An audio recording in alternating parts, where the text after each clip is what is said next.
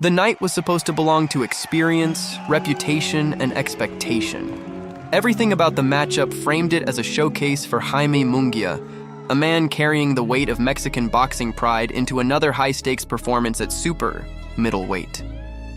Across from him stood Bruno Surace, a quiet but dangerous undefeated French fighter stepping into enemy territory, stepping into pressure he had never felt before, and stepping into a spotlight that many believed would swallow him whole.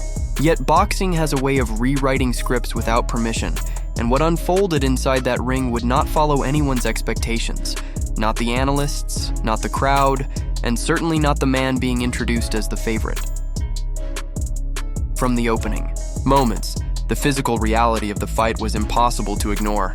Munguia looked bigger, stronger, more physically imposing as he settled into his stance, especially through the upper body where his shoulders and frame seemed to carry an advantage that promised control. Surace, meanwhile, moved with caution, circling, calculating, trying to collect information rather than force action. He was undefeated, yes, but this was not just another fight. It was his first major test outside France, and the atmosphere demanded composure under fire. Munguia, wearing yellow trunks trimmed in white, immediately established presence, cutting off the ring and beginning to assert pressure.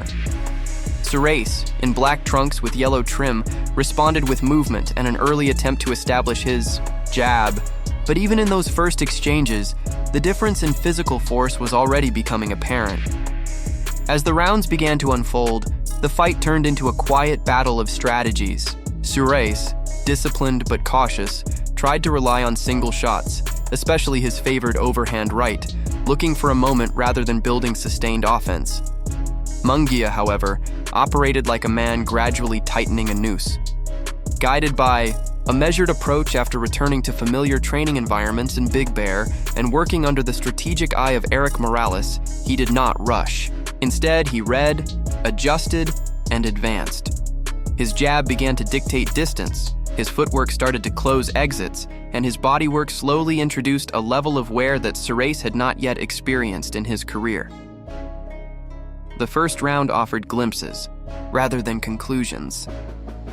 Surace attempted to assert himself with a looping overhand right, while Munguia answered with heavier, more grounded punches, especially to the body. There was a sense that Surace was still trying to understand the timing, still trying to feel out the rhythm of a man who had fought at the elite level before. But even then, the pressure was subtle but constant. Munguia was not chasing recklessly. He was guiding his opponent into positions where escape was not clean. Every step backward from Surace seemed to lead closer to the ropes, and every exchange hinted that the fight was slowly being forced into Munguia's preferred environment. Then came the moment that changed everything. In the second round, Surace attempted to maintain his disciplined movement, but the danger of fighting defensively against a pressure fighter like Munguia is that space eventually disappears. As Surace moved and tried to reset, Munguia's timing sharpened. A sudden opening appeared in the exchange, and in an instant, a left hand detonated cleanly through the guard. It was not just a punch, it was a statement of precision meeting opportunity. Surace went down. The arena shifted. A fighter who had never tasted a knockdown in his professional career suddenly found himself on the canvas in enemy territory, staring at a reality he had never had to process before. The knockdown did not just score points, it altered psychology. Even though Surace rose and showed resilience, the energy of the fight had changed. Munguia now understood he could hurt him, and Surace now understood he could be hurt. That balance shift is often more decisive than the knockdown itself. Munguia pressed forward immediately after, attacking the body with intent, especially targeting the liver side with his signature left hook. Surace, to his credit, fired back in moments, even managing brief counters that hinted at fast hands and survival instincts, but the momentum no longer belonged to him. The physical toll was beginning to accumulate, and the ropes became less of a boundary and more of a trap. By the third round, the pattern was fully established. Munguia stalked, Surace retreated. Munguia cut off the ring, Surace tried to escape in straight lines. And more importantly, Surace began to rely on hope punches, single, ambitious shots thrown with the idea of a miracle connection rather than a structured combination. That approach, against a fighter as composed and physically strong as Munguia, is rarely sustainable. The Mexican fighter recognized the predictability, reading shots from distance and responding with layered offense, jab to body, hook upstairs, return to the midsection. It was systematic pressure, and it was breaking down both rhythm and resistance. Yet, boxing is rarely a one-sided narrative, even in dominant stretches. Surace had moments, brief but meaningful, where his speed allowed him to counter. A sharp right hand here, a quick left hook there, enough to remind Munguia that he was still dealing with an undefeated opponent, still dealing with someone willing to fire back. But those moments were interruptions, not momentum shifts. Every time Surace tried to build, he found himself backed up again, forced into defensive posture, absorbing body shots that gradually reduced his mobility.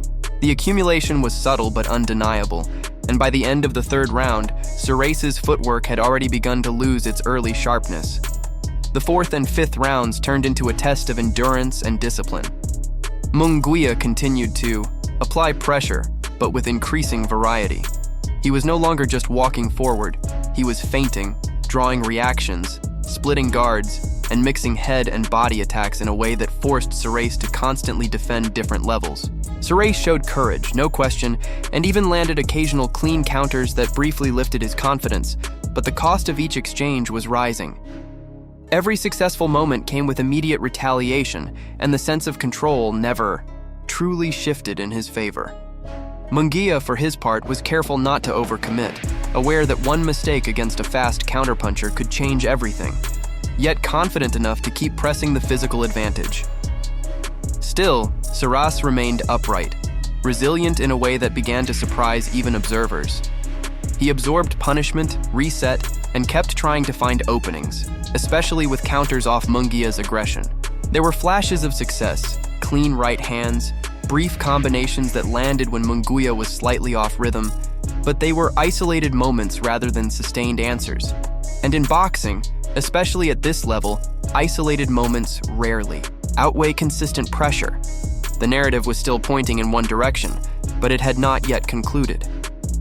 Then came the sixth round, the round that erased all uncertainty. Munguia stepped forward with intent, applying familiar pressure, mixing. His attack to the body and head, trying to break what remained of Surace's resistance. Surace attempted to respond, attempted to stand his ground, and for a brief moment there was even a sense that he might try to turn the tide with a counter sequence. But timing in boxing is everything, and in that exact exchange, Munguia found the opening he had been building toward since the first bell.